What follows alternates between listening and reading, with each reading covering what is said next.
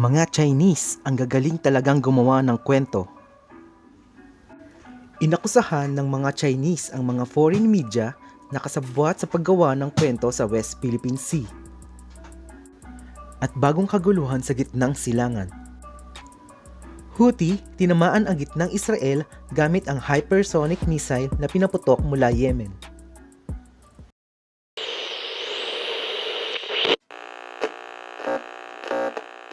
Sakay ng BRP Cape Engaño ang mga foreign media upang i-cover ang mga kaganapan sa West Philippine Sea. Ngunit, ang dapat na rotation at resupply mission ay nauwi sa pagbabangga ng Chinese vessel.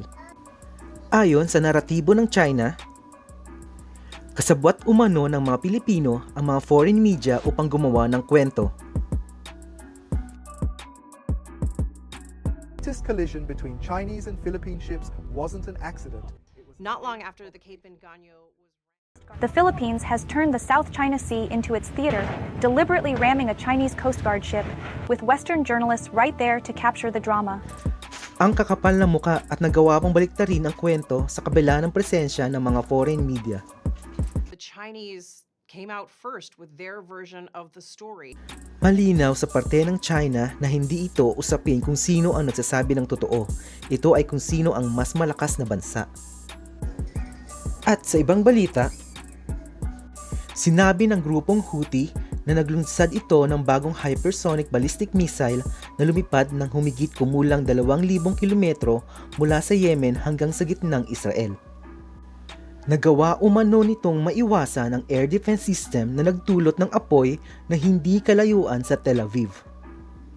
نفذت القوة الصاروخية في القوات المسلحة اليمنية بعون الله تعالى عملية عسكرية نوعية استهدفت من خلالها هدفا عسكريا للعدو الإسرائيلي في منطقة يافا في فلسطين المحتلة، وقد نفذت العملية بصاروخ باليستي جديد فرط صوتي نجح بعون الله في الوصول إلى هدفه، وأخفقت دفاعات العدو في اعتراضه والتصدي له، وقطع مسافة تقدر ب2040 كيلومتر في غضون 11 دقيقة ونصف الدقيقة. Alam naman nating hindi ito palalampasin ng Israel at nangako si Prime Minister Benjamin Netanyahu na gaganti. אנחנו במערכה רב-זירתית מול ציר הרשע של איראן שחותר להשמדתנו. הבוקר החות'ים שיגרו טיל קרקע מתימן לשטחנו. הם כבר היו צריכים לדעת שאנחנו גובים מחיר כבד על כל ניסיון לפגוע בנו. מי שזקוק לתזכורת בעניין זה מוזמן לבקר בנמל חודדה. כל מי שתוקף אותנו לא יחמוק מנחת זרוענו. החמאס כבר לומד זאת בפעולתנו הנחושה שתביא להשמדתו ולשחרור כל חטופינו.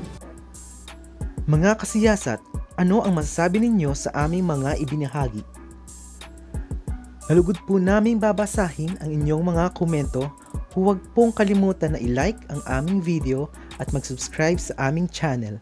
Maraming salamat po.